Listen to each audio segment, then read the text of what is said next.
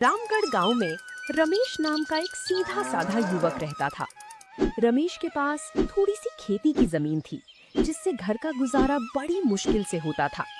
उसकी बूढ़ी माँ अक्सर बीमार रहती थी, जिनकी दवाइयों का खर्च उठाना रमेश के लिए दिन ब दिन कठिन होता जा रहा था। एक शाम रमेश उदास होकर अपने घर की आंगन में बैठा था।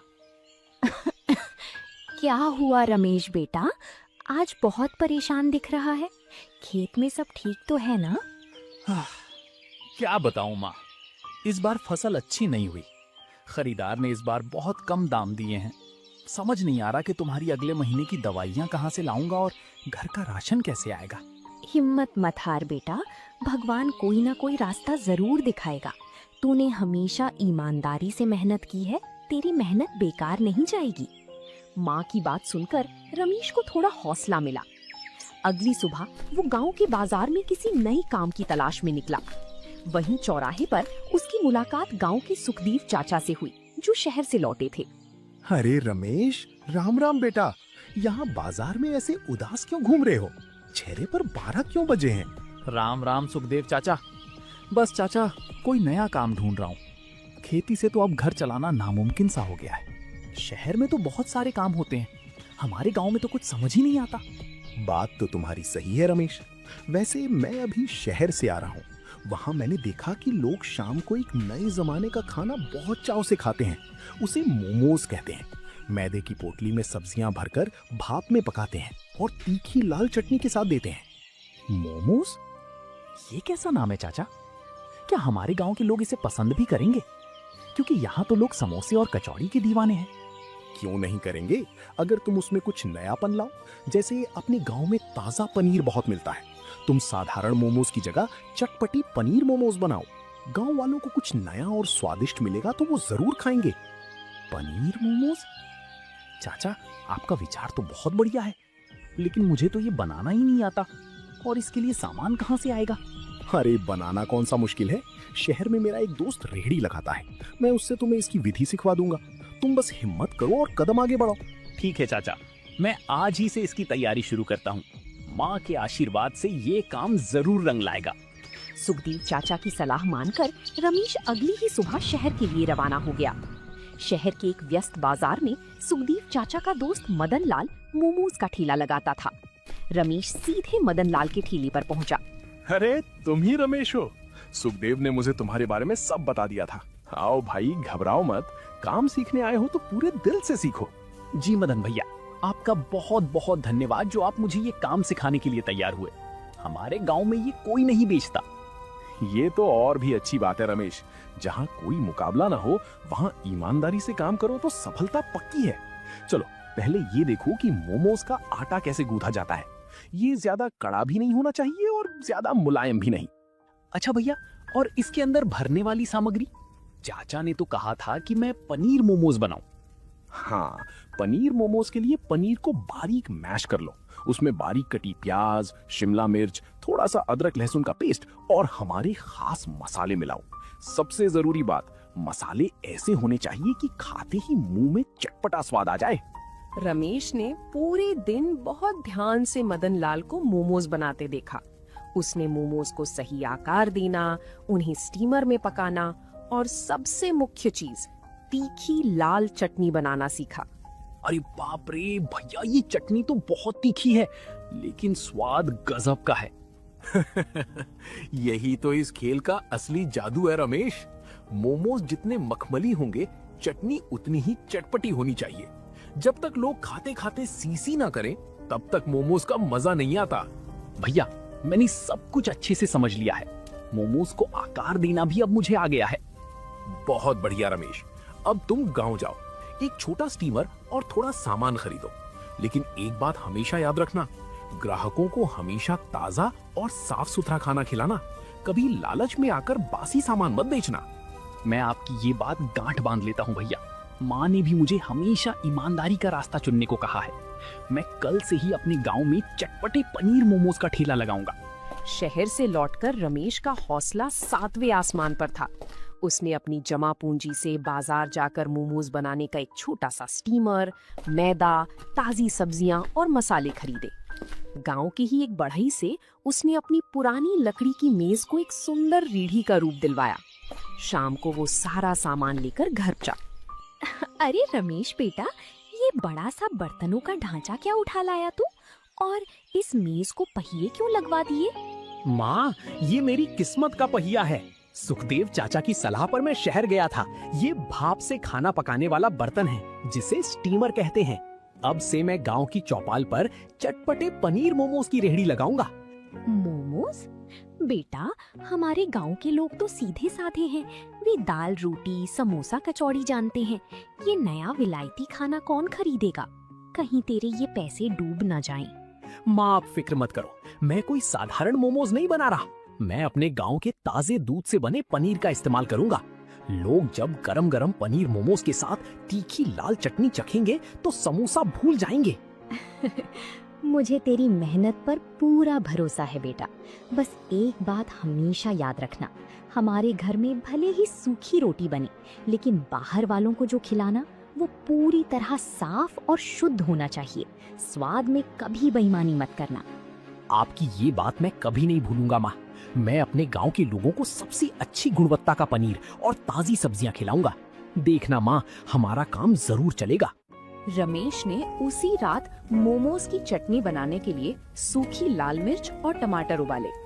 उसने पनीर को बारीक काटकर मसालों का ऐसा मिश्रण तैयार किया जिसकी खुशबू से ही मुंह में पानी आ जाए। वो सुबह का इंतजार करने लगा। अगली सुबह रमेश अपनी रेहड़ी पर स्टीमर सजाकर गांव की मुख्य चौपाल पर पहुंच गया। उसने वहां स्टीमर में पानी उबलने रख दिया। कुछ ही देर में मैदे की पतली परतों में पनीर भरकर उसने मोमोज को स्टीमर में डाल दिया। तभी गांव के मुखिया जी वहां से गुजरे। अरे रमेश, ये क्या तमाशा लगा रखा है सुबह सुबह? खेत छोड़कर ये बर्तनों की दुकान कहाँ खोल ली? राम राम मुखिया जी। ये कोई दुकान नहीं बल्कि खाने का एक नया ठेला है। मैं आज से गांव में चटपटे पनीर मोमोज बेच रहा हूँ। मोमोज? ये क्या बला है भाई? हमारे गांव में ये सब नहीं चलता। यहाँ सुबह सुबह लोग जलेबी या पकौड़े खाते हैं। ये उबला हुआ मैदा कौन खाएगा? मुखिया जी, बस 5 मिनट रुकिए। पहली बार कुछ नई चीज गांव में आई है तो पहला पत्तल आपके नाम का ही होगा। आप चखकर खुद फैसला कीजिए। स्टीमर का ढक्कन जैसे ही हटा, गरम गरम भाप के साथ मसालों और पनीर की ऐसी सौंधी खुशबू हवा में तैरने लगी कि चौपाल पर बैठे अन्य लोग भी खींचे चले आए। रमेश ने पत्तल पर मोमोज रखे और साथ में गाढ़ी लाल चटनी परोसी। अरे अरे भाई रमेश, ये तो अंदर से बिल्कुल मखमली है। और ये चटनी, बाप रे, तीखी है पर रुकने का मन नहीं कर रहा। मुखिया जी, सच में क्या ये इतना अच्छा है? रमेश भाई, एक प्लेट मेरे लिए भी लगाओ। खुशबू तो बहुत गजब की आ रही है। हाँ राकेश भाई, क्यों नहीं। ये पूरी तरह से ताजे पनीर से बना है। खाइए और बताइए कैसा लगा। वाह रमेश भैया, मजा आ गया। समोसे खा खाकर पेट भारी हो जाता था। ये तो हल्का भी है और चटपटा भी। अब से तो रोज शाम को यही नाश्ता होगा। देखते ही देखते रमेश की रेहड़ी के आसपास गांव वालों की भीड़ जुटने लगी। पहले ही दिन दोपहर होते होते रमेश के सारे मोमोज बिक गए और उसकी पहली कमाई उम्मीद से कहीं ज्यादा हुई। दिन बीतते गए और रमेश की ईमानदारी और उसकी मोमोज का स्वाद ऐसा था कि शाम होते ही उसकी रेहड़ी पर पैर रखने की जगह नहीं बचती थी। रमेश अब अपनी माँ की दवाइयाँ समय पर ला रहा था और घर की हालत भी सुधरने लगी थी। ये सब देखकर गांव का एक पुराना समोसे कचौड़ी वाला मंगू मन ही मन उससे जलने लगा था। कल का आया लड़का शहर से एक नया खाना क्या ले आया जो मेरे सालों पुराने समोसे कचौड़ी का धंधा ही मंदा कर दिया। चौपाल पर देखो तो बस उसी की रेहड़ी पर मेला लगा रहता है। एक शाम मंगू अपनी दुकान बंद करके सीधा रमेश की रेहड़ी की तरफ गया। वहाँ भारी भीड़ देखकर उसने अपनी जलन को छुपाया और एक नकली मुस्कान के साथ रमेश के पास पहुँचा। अरे रमेश भाई, राम राम। क्या बात है, तुम्हारी किस्मत तो चमक गई। गांव वाले तो तुम्हारे इस नए विलायती खाने के दीवाने हो गए हैं। राम राम मंगू भैया, ये तो सब ऊपर वाले का आशीर्वाद और गांव वालों का प्यार है। मैं तो बस अपनी तरफ से पूरी ईमानदारी से मेहनत कर रहा हूँ। वैसे रमेश, तुम इसमें ऐसा क्या डालते हो कि खुशबू दूर दूर तक फैल जाती है? और पनीर भी बहुत उम्दा इस्तेमाल करते हो। इतना महंगा सामान लगाकर तुम्हें कुछ बचता भी है या बस नाम कमाने के लिए बेच रहे हो?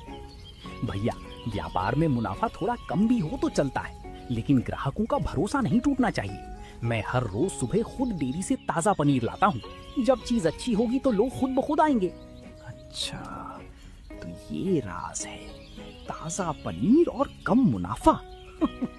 बेटा रमेश, तुम बहुत सीधे हो, लेकिन इस धंधे में जब तक उंगलियां टेढ़ी ना करो तब तक बड़ा मुनाफा नहीं कमाया जा सकता। मुझे कुछ सोचना पड़ेगा। रमेश की बढ़ती कामयाबी देखकर मंगू ने तय कर लिया कि वो हाथ पर हाथ धरे नहीं बैठेगा। उसने शहर जाकर मोमोज बनाने का सारा सामान और एक बड़ा स्टीमर खरीद लिया। अगले ही दिन उसने अपनी चाट की दुकान के ठीक बगल में एक बड़ा सा बोर्ड लगा दिया, मंगू के स्पेशल पनीर मोमोज, सस्ते और स्वाद में नंबर 1। अरे मंगू भैया, ये क्या, अब आप भी मोमोज बेचने लगे और दाम रमेश से भी कम रखा है? हाँ राकेश भाई, क्यों नहीं। वो रमेश तो नया नया आया है, उसे क्या पता कि शाही स्वाद क्या होता है। मैं असली देसी मसालों और मलाईदार पनीर से मोमोज बना रहा हूँ। एक बार खाओगे तो रमेश की रेहड़ी का रास्ता भूल जाओगे। आओ एक प्लेट चक्कर देखो। राकेश ने मंगू की मोमोज चखे। मंगू ने उसमें बहुत अलग अलग तरीके के मसाले मिलाए थे, जिससे स्वाद बहुत तेज और तीखा लग रहा था। अरे वाह मंगू भैया, ये तो बहुत ही मसालेदार और चटाकेदार है और दाम भी कम है।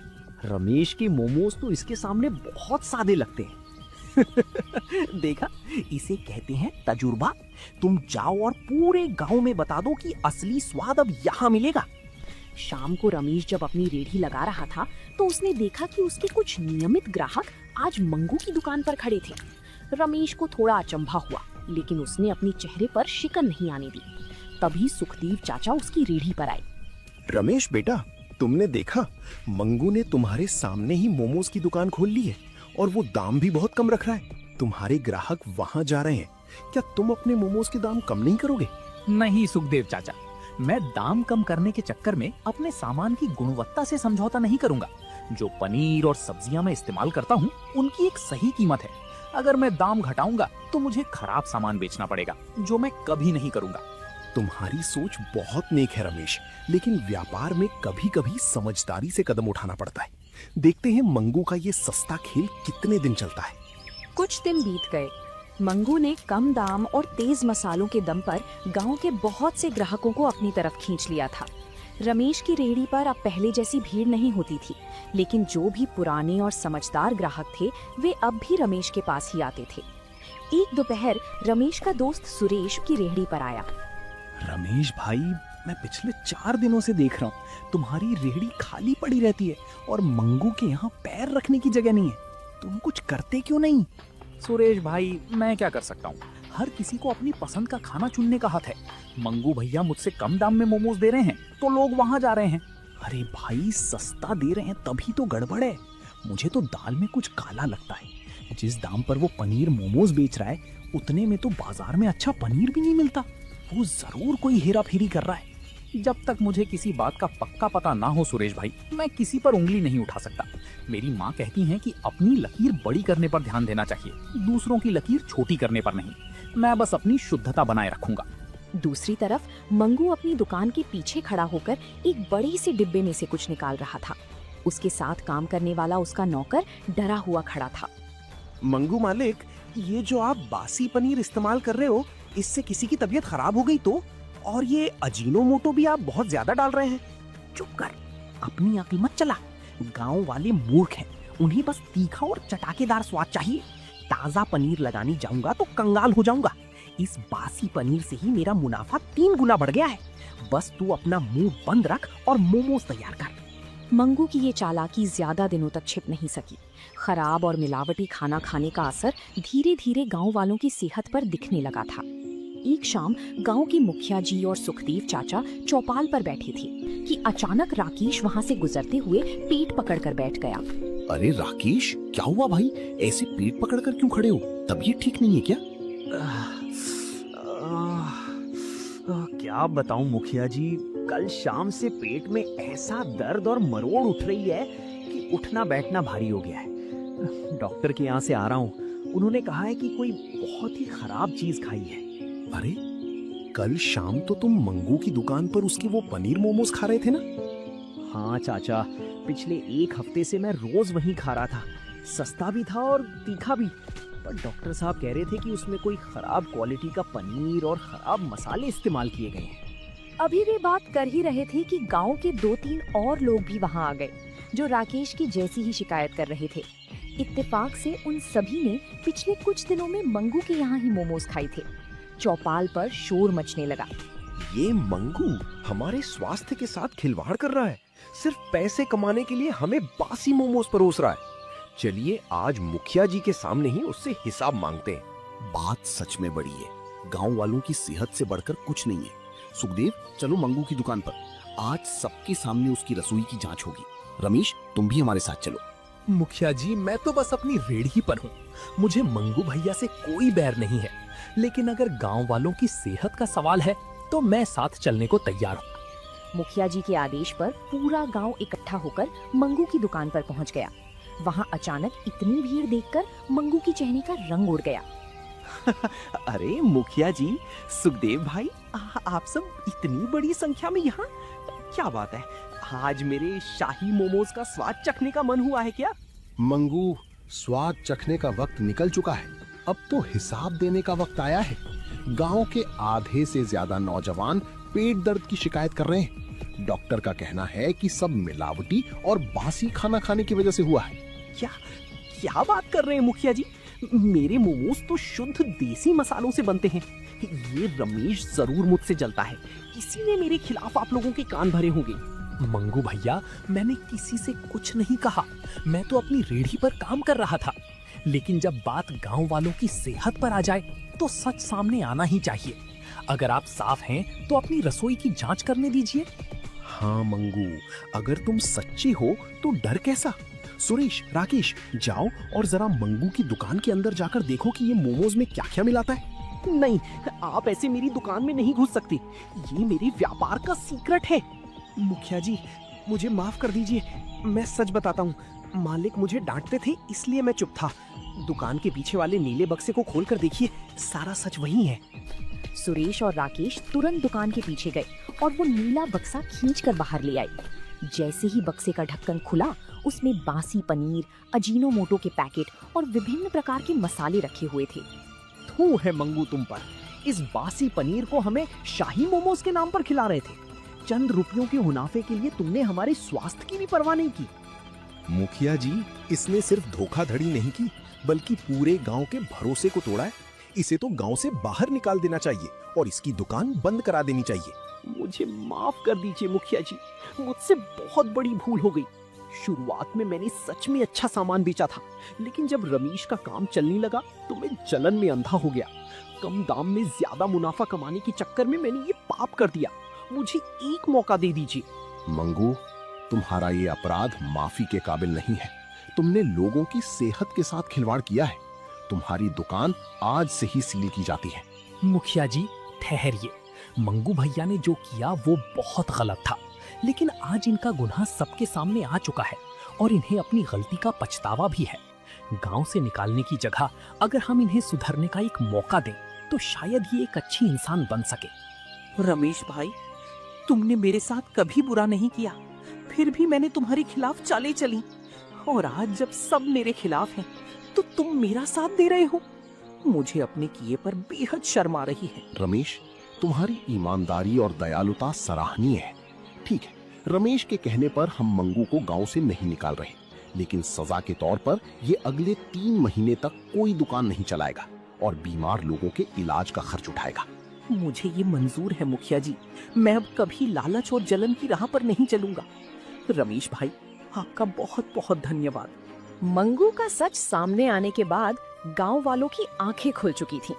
उन्हें समझ आ गया था कि स्वाद के चक्कर में सेहत से समझौता करना कितनी बड़ी भूल थी, जिसके बाद रमेश की रेहड़ी पर एक बार फिर ग्राहकों की भारी भीड़ जुटने लगी थी।